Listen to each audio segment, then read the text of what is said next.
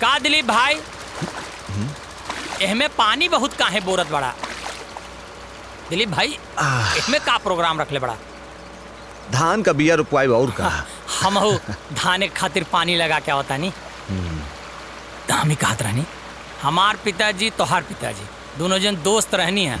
इससे तो हम तू मित्र भैली ना।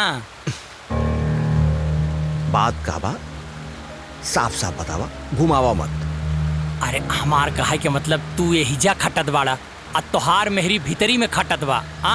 एहनी के चक्कर में दे ठठावत बाड़ा, प्यार लुटावत बाड़ा। ई सब एक समय आई तो एक ही आंखी देखी। हाँ ये सब पटीदार। हाँ पटीदार।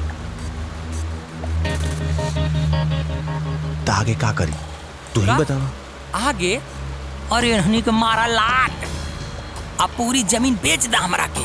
अरे पैसा ले जाके बैंक में रख दा, बुढ़ौती में काम आई। बात तो बिल्कुल सही कहा था। अरे बात तो हम हर समय सही कहिले, लेकिन लोग ओकरा के गलत समझ लेवे ले। एक मिनट। ए प्रदीप। हाँ सुदीप। हाँ है नेवा लोग, है नेवा।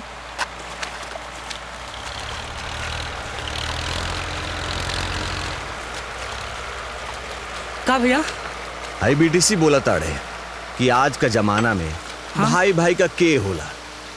तो हम कहता नहीं तू लोग देखला दो कि भाई भाई के होला कि ना। चलो भैया।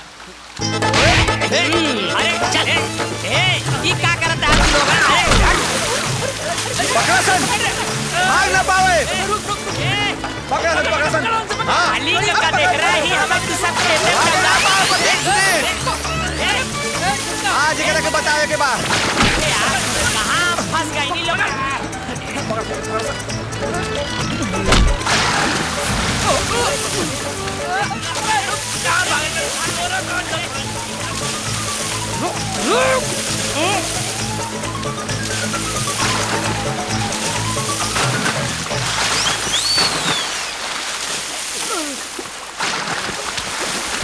अरे यही पर गुजरा खलाई पे।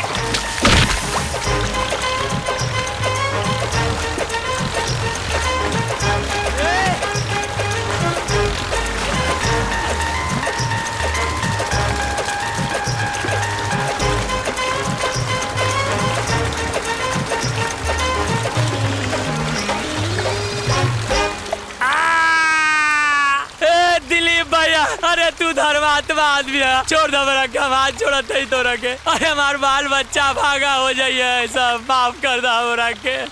तोरा जैसा आदमी समाज में जिंदा रही तब भाई भाई में प्यार ना नफरत होगी। यही से तोरा जैसा आदमी के जिंदा रहे का कौन अधिकार नहीं के।